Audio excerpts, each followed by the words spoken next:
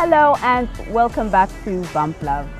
12th April 2021, a fateful day when Lufuno Mapunga, a 15-year-old South African schoolgirl, overdosed on medicine after she had been bullied by her classmates during school time.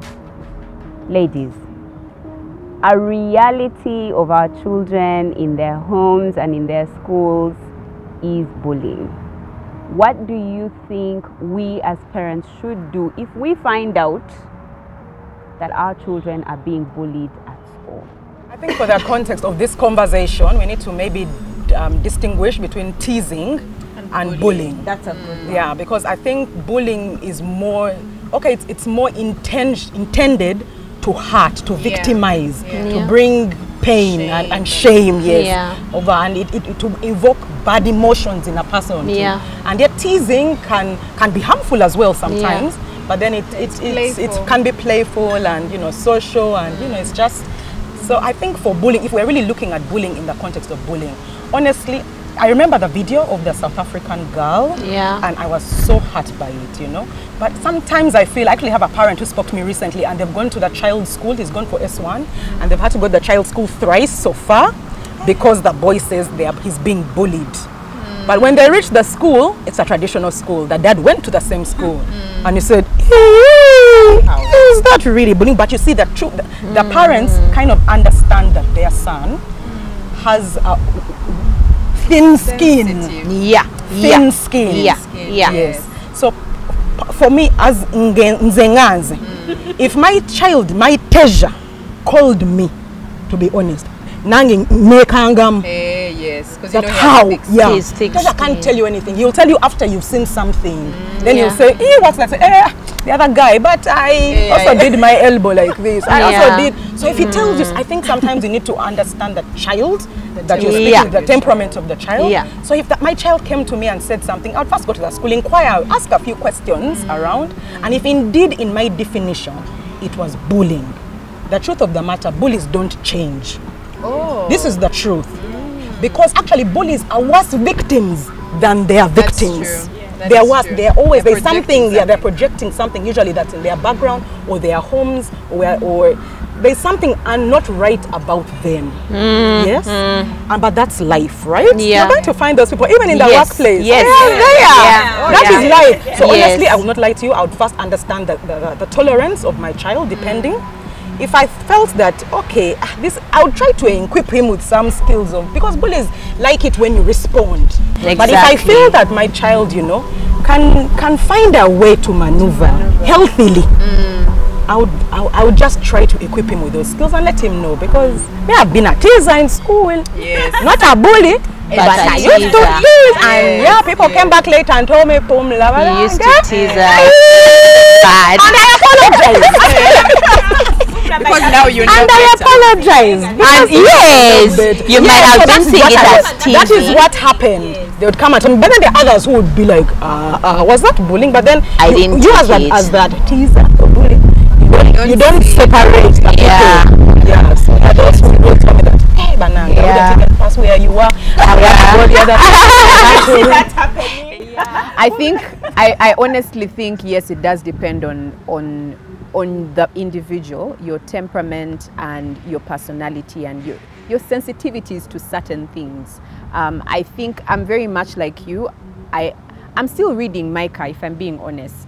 I feel like he's a happy-go child, life is great, he's, smiling and laughing with everyone. And I think one of the things I worried about when his speech delayed is, how will I know that something is going on with him? But now that he has started to express himself, sometimes, he can want to tell me someone has done something to him. And he's trying to tell me, so-and-so has done something that has disturbed me. And I'm like, what is it? He just did something. So I think in his mind, he's trying to put the words together. So it's still a concern of mine, but not too much, because I know that his speech is progressing. But I think ultimately, at the end of the day, your child, how your child perceives the world and how they respond to stimuli or to the things that people say to them is very, very important. And I think we still have time to sort of monitor our kids, those of us whose kids are not like actively in not you, like me, who my child is still in a very safe environment. It is school, but it is under the leadership of my mom. So I still have time to monitor and instill those things, you know, to sort of equip him. Yes. I also feel, if I'm being honest, is that it's like a struggle area for me as an individual. Yes. Can I tell you a funny story? Can't wait. Do it. So on the show, you see these ladies here. Oh my God! Yes, that's the story I'm going to tell. Oh my God. Anyway, so we were having a conversation last night preparing for the show, and I suggested that one of us was going to host the show. This one person, I will not mention her name, usually shies away from hosting the show because it's not my thing. And I usually tend to step in and help her because I'm just like, let's all be happy and what. Yes. And so one of us here on the show said to me and said, and Rachel, don't cower under pressure. Not today. She must host the show. So I say that to say that it's a struggle for me. And when you talk about equipping your child with those skills, I don't even know where to start, you know? Like, how do I show my child that when somebody says something to you, how do I instill that inner thing? You know, I feel like I'm short, and I guess I'm here to learn. Did you say today you didn't cower? Today I didn't cower. We still have enough time. Are you hearing that culprit? But we still have enough time. That's so wow. Because the show hasn't yet I think coming from where Rachel is coming from, I have 4 children, but I know that one of them, and that's my first boy, Dean, is a softie, just like Rachel. Is a very sensitive, and Fatah is macho. Like, you bring all your bully and teasing, and he's like, come on, I can do the same. 2 can play the game. And I remember when Dean, you know, they used to play, you know how children are different, and there's a certain kid that would always, I wouldn't say bully, but tease them and hurt them in, you know, simple ways, like, I don't want to play with you. And for him, that just was like, oh my God, I have all my heart out to you, and you're just dishing me away. And I remember just telling him, you know what, Dean, people are not gonna like you. Not everyone will like you. Not everyone will like you, but remember, your parents love you. Because I remember him so hurt. And yet it was simple. To you. To me. But I would, you know, because his temperament is different, and I understand all their temperaments. I know that when Dean tells me there's a child disturbing me at school, I need to step in and talk to him and tell him, you know what, these people will not be like you. Not everyone is nice like you, but you need to just have a way to deal with them. And I remember talking him into it. And for some reason, I feel like he's different. I don't see him complaining so much. And I know there's children that will come and, you know, maybe tease him and do all those things. But just, you know, just instilling that strength in their soul, I think it helps, because the truth is the world is cruel. If we don't instill that early enough, they get affected very much when they grow older. And that's why you see things like that. Someone is bullying you, and I don't know why you don't talk to your mom. Maybe you're talking to mommy and they're not giving you that, you know, that love that you also need, and then you're like, why am I on earth? Let me just go. Nobody seems to love me, because we talked a while ago. I feel like no one hears me. I feel like no one sees me, So as a parent, it's our duty to just instill that in their soul, If no one sees you, I see you. Your daddy loves you. Your mommy loves you, And I feel like that is something that can strengthen them for the world, really, I like that. I'm hard on the outside, soft in the inside, but I also believe if that's what the world is going to be like when Asante was in a class and you're the only black kid, I said, but that was me. Own it, you know? So I would tell her, practice. When they say this, what do you, okay, not all mothers should do that, but we had had enough, you know, because I'm the type of person, I'll take. Then when I combust, it goes out of scale because, you know, you've been packing so many things. I don't know if I like to be liked. That's something you do as a child. But generally, I'll tell you this. When people get bullied or get pushed around, or people make you do things that you don't want to, it's not because you don't have a voice. I have a voice. But I always have this thing. But if it keeps the peace. Yes. That is usually the thing, is And that can be unhealthy and But unhealthy. does it keeps the peace on the outside? Does it keep your peace on the inside? It normally doesn't. It usually does not. Usually doesn't, but you see also there's the option. You either hit this full on, it's not going to change, this is what the way the world is going to be. So you accept and say, you know what, I can't change this, but I can also look the other way, you know. And then I go inside, I fix whatever issue, you know. So there's that one who tells you, man, by the way, you're nonsense. Then there's one who slowly builds a glass around you, and everyone's like, oh, we don't see so and so anymore. Nako.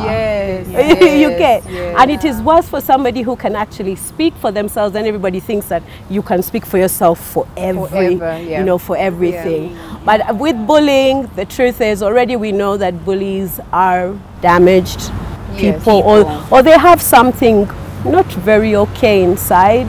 But for our children, the truth is, as a parent, you talk, but inside you just want to know that child's address. That's true. I hear you. And they are parents. They are parents. So you can have a conversation. Pick on someone your size, you know. I went to school in I went to a traditional school that had lots of bullies, but as a clapbacker, you don't. You still are. Yeah, I still am. But she's learning to turn it down, but she still is. Yeah, I don't. But also I think it's because I also protect my space a lot. I will only go to do something if I want to do it. I keep saying to myself, I'm a very selfish, self-indulgent person. Like for me, the truth is, it's all about me. So you come, you have a party, you don't want to invite me. I keep telling Brian, if you don't want to invite me to your table, I will be at the carpenters constructing my own table. You who's teasing, you who's bullying, you who's this. In my mind, I tell myself, I am the star of my life. Yes. I cannot allow somebody else into my life to come to be the star in my life. I have to. But I don't think like originally I am, because I don't go out. Like I won't be on that table where they are teasing. No, I just want to be there. It's the same because thing. I don't. I just don't want to deal. So now when you come to my space, now that's a different story. I will give it to you, because I'm like, friend, you either go construct your own table or go and join the other table. But if you're coming to this table, I am the queen bee. Okay, are we together? Yeah. So I think for me now, I'm in a place where I'm trying to get my kids to do the same. Maybe earlier than you did. Let me be honest. They come and tell me that this has happened. I say, so for you, what did you do? Did you also? He said you did. He said you packed what? The other time my daughter came and told me, Mommy, my friend was telling me that I packed. I said, hey. What had you packed? I pack. I can't remember, but I think it was. I usually pack carbs, a protein, and. So that we had packed eggs. I don't remember what happened. So boiled eggs, maybe. I said it's okay. That is your protein. It's all right. I'll see you. I packed chicken. I said, don't give him. When he asks you, don't say yes. We went and bought Java's chicken. I packed day on day. I said, if he asks, don't. I said, fine. Until he tells you, I'm sorry. And he asks you nicely, but don't come on. That's how construct. I fight with them, because we need to negotiate this thing with them, so that they need to learn. I was in a school where I remember once we came to school class and they had done this derivative from the most beautiful girl, from the ugliest girl to the most beautiful girl. What? And the ugliest girl, obviously, who they had. It was painful. And now, of course, I come into class, I see the sign. And you're in the upper crying. I wasn't in the upper, please excuse me. The other beautiful one. Please leave me. I was there in the middle somewhere. Anyway, so I'm seated and and the girl is crying. She's so sad. So anyway, they now come out. The girls come out and do the same thing, from the ugliest boy to the brightest, to the most handsome boy. I looked at it, I was like, no. I went and rubbed and put from the densest boy. Because that's what Because that's what pains them. I said, yeah. The boys never ever wrote on the table, on the blackboard again. Because that's what pains. So I said, now if you come for me, I am coming for you, and I'm coming equal share. I'm not coming to play. So I think for me, what I want to do is I want my kids to tell me, so what happened? Hey, so what did you feel? So now when you go back, this is what you are going to do. So that also they can now learn how to do it. Talking about the possibilities that our children might be bullied. But then there's also the possibility that our children might be the bullies. Now, depending on which one your child is, please check as a mother so you know where your child is at. I hope all of the things that we've shared to equip our children, if they're being bullied, are things that can help you as a mother. Let us know in the comment section which one you're going to try and do for the next few months so you know how to equip your child for the world. Until next time, with love from Bump Love.